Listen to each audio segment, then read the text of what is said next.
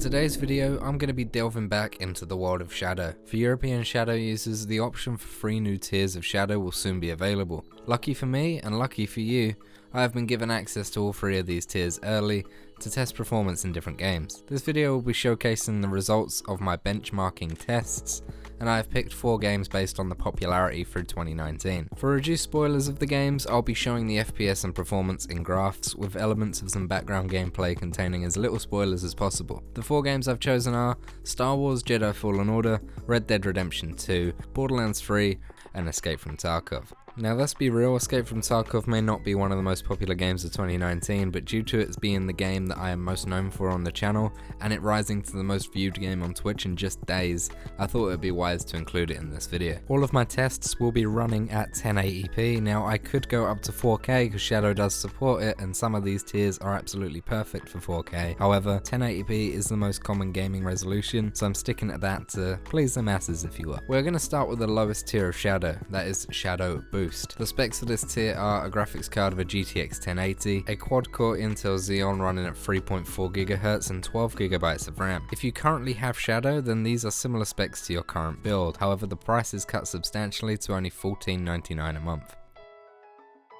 The game that we're going to start with in this benchmark test is Star Wars Jedi Fallen Order. On the full epic preset of this game, we were able to pull an amazing 65 to 70 FPS. In larger firefights we did see dips below 60, for the most part though, we were well above 60 and experiencing no stutters. The game looks absolutely incredible on PC. Originally I got it for Xbox because I'm a bit of an achievement whore still, but playing this on PC is absolutely incredible.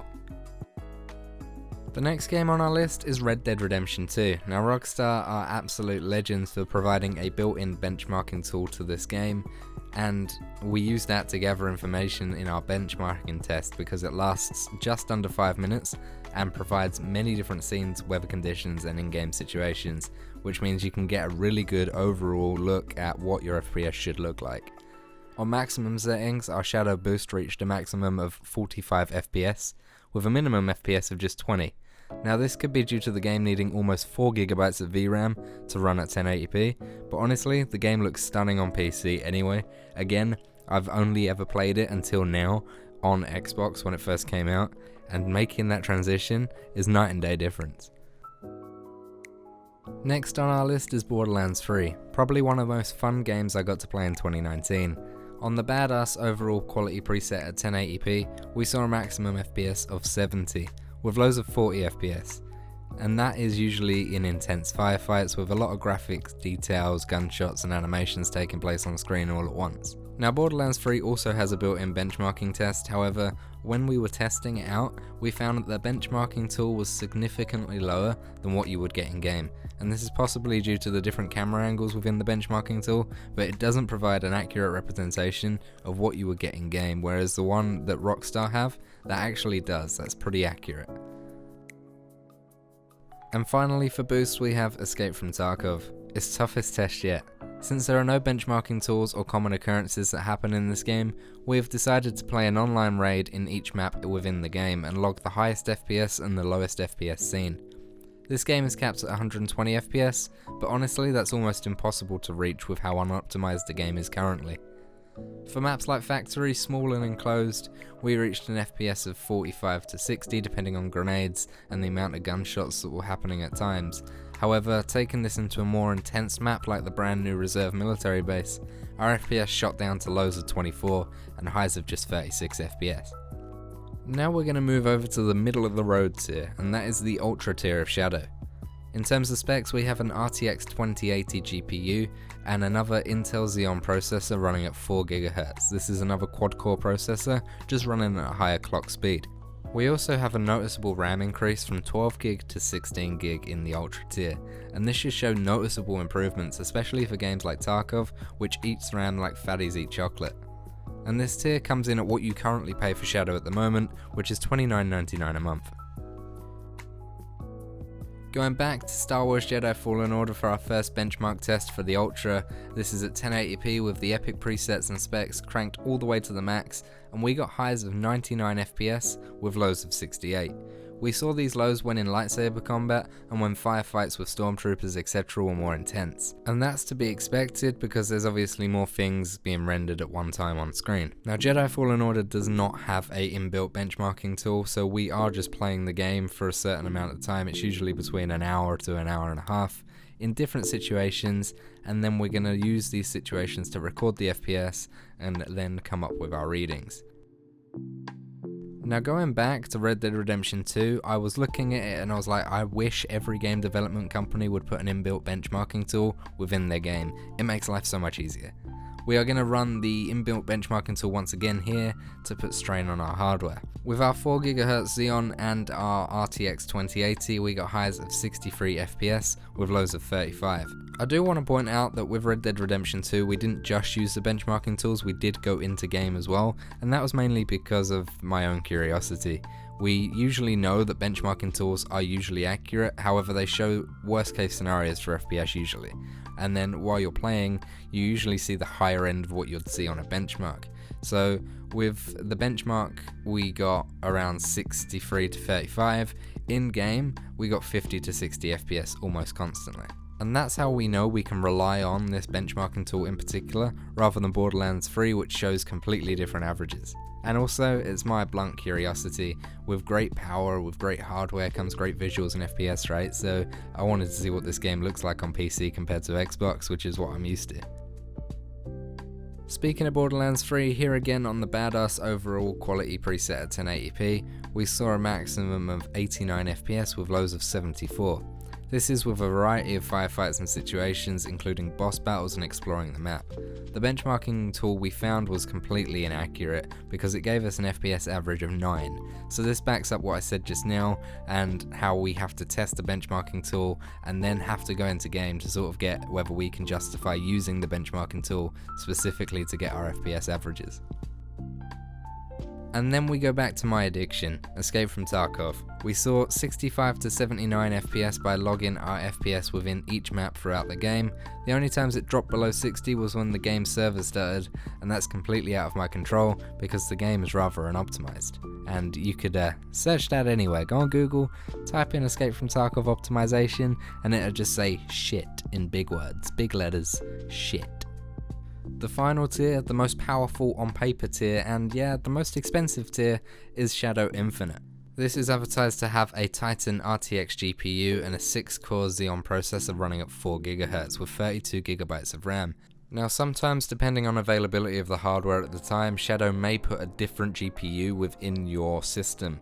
Now don't fret. The GPU that they will put in there will have almost identical performance. For example, I got a PNY NVIDIA Quadro 6000 in my Infinite tier, however, that's a $4,500 graphics card. It's almost identical for gaming and even better for stuff like performance and video editing, etc, etc. So they will sometimes swap around between Quadro cards or GTX/RTX cards, but don't worry, they're almost identical.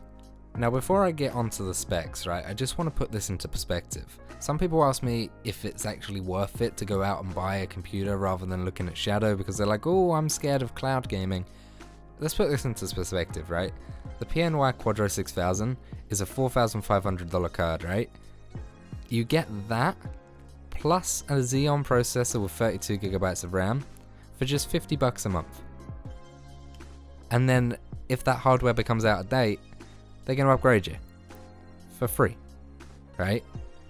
That's your difference. You're paying a monthly subscription service, which will be a lot cheaper than paying monthly for a $4,500 graphics card on its own, let alone the rest of the PC. So bear that in mind. Just have a 15 megabyte a second or more internet connection, and you'll be flawless. Let's go back into Star Wars Jedi Fallen Order and test what we get here. We cranked everything up to max again and got highs of 122 FPS with lows of just 77. This, even more playable than the last one.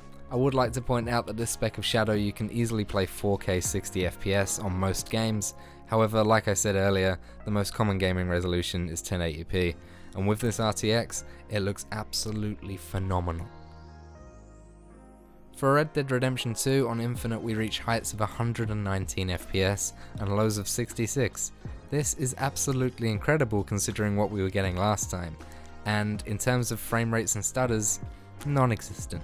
This game was perfect, and again, RTX and ray tracing, oh my god, my eyes, they had orgasms individually. Now Borderlands 3 with itself has cel shaded graphics, meaning you may think it looks shit compared to something like Red Dead 2, but it still requires quite decent hardware to run. But we still received highs of 127 FPS, let's just bear that in mind, and lows of 107. So this is quite close between our low and high.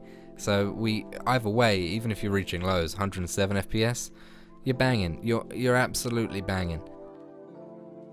And finally, big boy Tarkov's here to snap some necks. In a few of the maps we were hitting the 120 cap, no problem. However, we were seeing lows of just 60 FPS and dipping to 50 in places like Reserve where it's built up and there's a lot of scav AI and the scav boss may be out to bum up your day.